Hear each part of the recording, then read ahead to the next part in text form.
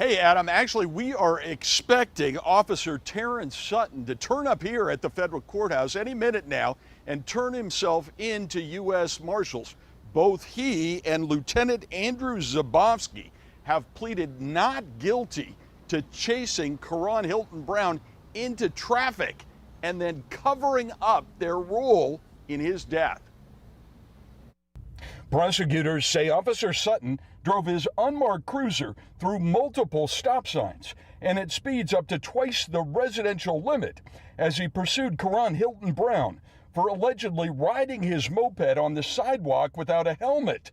After about 3 minutes, Hylton-Brown rode out of an alley and was hit and killed by a passing car. Correct.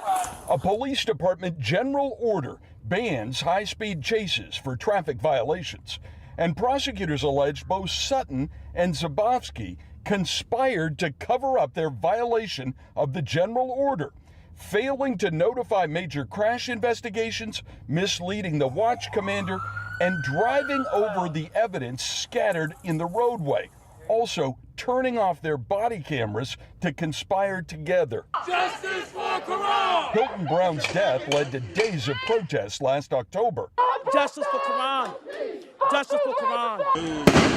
Demonstrators blasted fireworks and threw debris, and police responded with flashbangs and chemical agents. Lawyers for the officers argued that Hylton-Brown was a known member of the Kennedy Street crew, which allegedly operates an open-air drug market, that Hylton-Brown had been stopped twice before as a juvenile with a handgun, and that police followed him that night because they believed he was armed and coming to take revenge after an argument on the street earlier in the day. An assistant U.S. attorney responded that it is the officers who are on trial for murder, conspiracy, and obstruction of justice, not Hylton-Brown. Now, the judge here ordered Officer Sutton detained on home monitoring pending trial.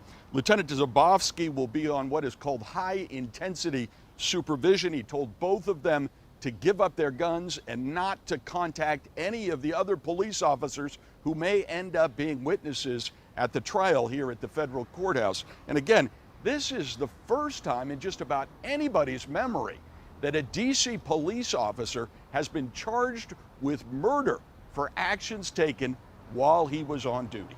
Live at the federal courthouse in D.C., Bruce Lachey, WUSA 9. Yeah, Bruce, this could certainly set a big precedent moving forward. I want to talk to you for a second about this second-degree murder charge against the officer. How do they actually define that in the charging documents?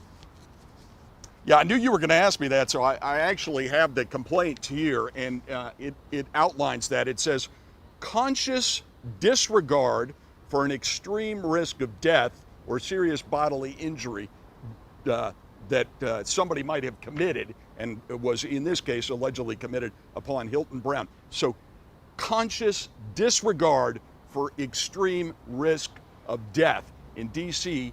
and in the federal rules, that potentially constitutes second-degree murder. Right. Well, we expect to hear from D.C. Police Chief Conte here momentarily, and we're going to hope to bring that to you live as soon as we get that. Bruce, thank you for bringing us that update.